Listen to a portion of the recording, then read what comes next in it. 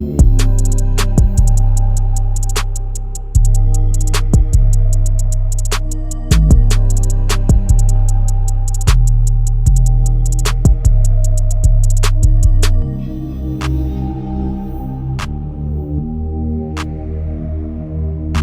back to the Team to Beat Miami Heat podcast, your one-stop shop for daily Miami Heat content. My name is Amir.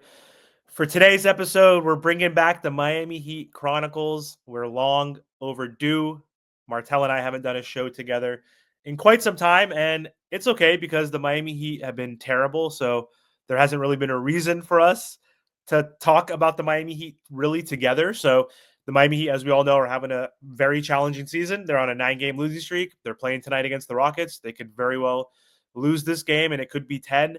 And it's been the longest losing streak in the Eric Spoelstra tenure. And we don't need to talk about the game or Eric Spoelstra right now. I want to talk about Pat Riley just because I haven't brought this topic up. I know Stephen A. Smith and ESPN and other folks in the national media are talking about the Miami Heat's downfall, and they're specifically talking about Pat Riley and Miami Heat culture. Pat Riley just turned 80 yesterday, so happy birthday to Pat. People on Twitter were talking shit on him, which is just like comical at this point. I get it. He hasn't been the greatest in the last few years, but there's a lot of fans that want him to retire, and they talk about him losing LeBron, letting D Wade leave, the whole Damian Lillard thing, Kevin Durant, Mitchell, the LeBron cookies.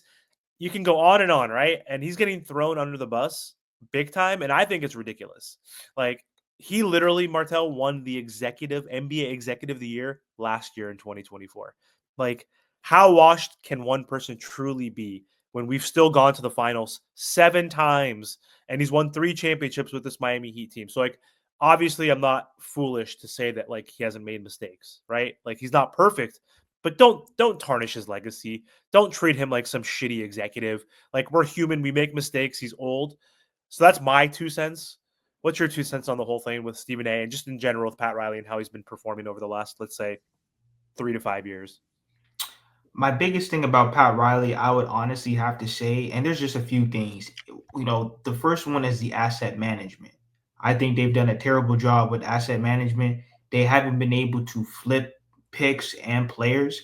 Think about this. Pat Riley said it out of his own mouth, which I've never heard before. I have a problem trading players. For some reason, I don't know, like if it's an emotional attachment, whatever it might be, but how are you going to be in this position to improve the team and say out of your mouth that you have a problem trading players? I just think that defeats Heat culture and everything he stood for in the past. Before, cutthroat Pat Riley would trade 5 players and bring another 5 in. Then also too with Eric Spoelstra's offense, I understand that Eric Spoelstra is the head coach, but you're telling me that for the past 5 years, even when Jimmy was here, the offense has looked horrendous. Okay, and some of the rotations have been a little bit iffy, but mainly the offense. You're telling me that you've allowed this offense to be treacherous. You've allowed this team to go to the play-in tournament 3 seasons in a row. They want to sit here and blame Jimmy Butler for it all, but that is not all Jimmy Butler's fault. Why we were in the play-in tournament now 3 seasons in a row, and we can't crack 90 points in 2025. Now, did we have injuries? Yes. And things didn't go our way? Yes. There's a lot of rumors out there from various people that say that the Miami Heat didn't necessarily go all in. You know what I mean? Barry Jackson has said that they haven't really went all in for guys like Dame and all these other guys. And who knows if that's true? We only hear what the front office wants us to hear sometimes. And I really do think you're telling me that you're Pat Riley and you haven't been able to get James Harden, Kevin Durant, Damian Lillard, and the list goes on. You haven't been able to get no superstar under the Jimmy and Bam window. That is a failure to me, even though yes, we made it to the NBA Finals. Yes, we made it to the Eastern Conference Finals. But what Miami Heat fans need to realize, that is not anything normal. Some of those runs were not normal and it cannot be duplicated. So because when you have Eric Spoelstra sitting up here saying, we have enough, we do and we don't, they brainwash Miami Heat fans to think that undrafted guys are going to carry us and lift us to the NBA Finals every year. And that is not a reality. So those are the things that I have a problem with, not only with Pat Riley, but the Miami Heat organization. It's the brain trust. Yeah, he has all the power, but so does Mickey. So does Nick. So does Adam. So does Coach Spo. So does Coach Quinn and some of his assistants. They have their opinions, obviously, but he's still it's ultimately up to Pat and Mickey and a few others. But he gets the blame, and I don't blame Pat Riley for not going all in on certain players because you touched on it. Because with Kevin Durant, with Donovan Mitchell, we couldn't go all in because even if we went all in, we didn't have enough assets. That goes back to your point with the asset management, right? Attaching a pick to get Kyle Lowry and attaching extra picks or whatever it was to get Jimmy Butler, even though that was a really good trade. There's just things that we have done in the past, the bad contracts that we've given in the past, have tarnished our ability to get those guys when they're available. The biggest, and yes, the Harden factor, like we could have got him possibly and gone all in for that, but I don't know if that would have equated to a championship because he's not a winner in my opinion. And you could see that he's been chasing a ring with the Rockets, after the Rockets, excuse me, with after the Rockets with Brooklyn. You see with the Clippers and like the Sixers, it's not working out, right? He's just chasing that. The fumble, I think, obviously we'll get to Dame. Kyrie Irving, because of his mentality, I guess, like just his personality, they thought wouldn't make sense. But if you put him with Jimmy Butler, you could see we needed a elite point guard to play with Jimmy Butler that could score. So I think because of the personality piece, Kyrie, I think, was a bigger loss than Harden. Um, Also, Dame, yeah, that's the biggest failure because we clearly tried to fleece the Portland Trailblazers. I think that's where they messed up the most, was not going all in there, thinking Jaime and other players like Jovic and whoever are Caleb Martin, all these guys like are untouchable, is blasphemous. I think that's the biggest blasphemy right there because look at Dame is not Steph.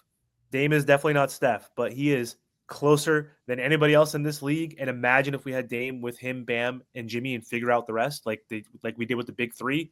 Who cares? Sign Birdman, sign Battier, get these guys, just Mike Miller, get whoever around them. We could have done that if we got Damian Lillard because Kelly Oubre would have came, Christian Wood would have came. We would have had enough. We probably still would have had Duncan off the bench, but you lose all your picks, you lose Tyler Hero, you give up everybody, Jovic, Jaime, whatever, and that's the biggest fumble because look how great Jimmy's playing with a Steph Curry. That could have been very similar if we had a Damian Lillard next Of to Jimmy. course. Listen, his gravity alone, and that's what we're seeing. It's not even necessarily that Jimmy's playing any better than he was in Miami because the numbers don't necessarily say that, but it's the gravity of Stephen Curry that pretty much he requires two people to be in his face at all times, which opens up the floor. Now for Jimmy, Kuminga's back. They just have a well-run offense because they have that number one option. They have a guy that can score on three levels. They have a guy that commands court presence. So there's a lot of things. It's not just Jimmy Butler playing well, which he is, but yeah, Stephen Curry's gravity and just the overall Steve Kerr offense that they're running through Stephen Curry opens up the game for everybody. And of course, Jimmy Butler's no scrub. We already know what he's about. I just think all this came down to money. Yeah. Do you think so? Last thoughts, closing thoughts with Pat Riley, just turned 80 years old.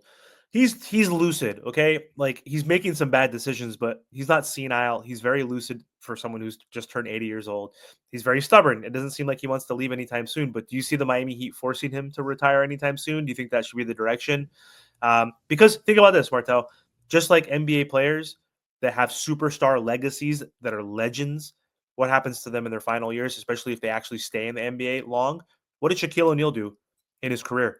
4 championships, one with the Miami Heat, averaged 24 points, 11 rebounds per game. What did he do in his last season with the Celtics? 9 points per game. Speaking of another piece of shit Celtic, Paul Pierce, Hall of Famer, one championship, All Star. Averaged 20 something points per game himself, 28 points per game, probably the best in his career one season. He averaged 3 with the Clippers. Like you get washed at one point. The same thing can happen with executives as well, but you don't take away from Paul Pierce and Shaq's legacy, right? That's the thing I hate about the Heat fans on Twitter. They're talking shit on Pat. They talk shit on him like he's never done anything.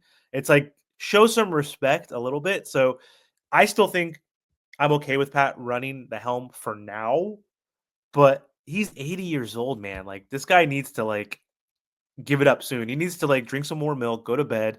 Like I don't know how he has the energy, but I guess it's keeping him alive. What are your thoughts? Like, do you think we force him to retire like after next year or so? I don't think they force him to retire because you already said it first, and then also to Ethan also said this as well, is that the Miami Heat they move together. Okay, so every decision is not necessarily Pat Riley. I mean, Ethan from Five Reasons even said Pat Riley wasn't even the one who was really like the most furious with Jimmy Butler. It was more or less one of the Harrisons. It was more or less other people in the front office. Yeah. So that tells me now that yes, do they have one voice? Yes. Do they always come to one decision? But it depending on the scenario, depending on the situation, Mickey might have leverage, Pat might have leverage, Nick Harrison, or any one of them in that front office. They have a collective they have one voice, but they make group decisions and group votes on everything that moves through the Heat.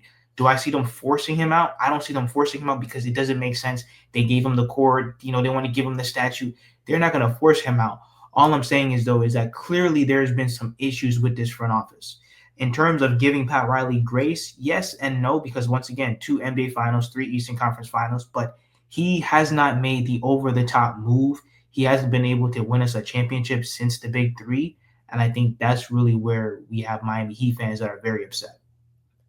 Hey, he'll finally have some assets soon enough.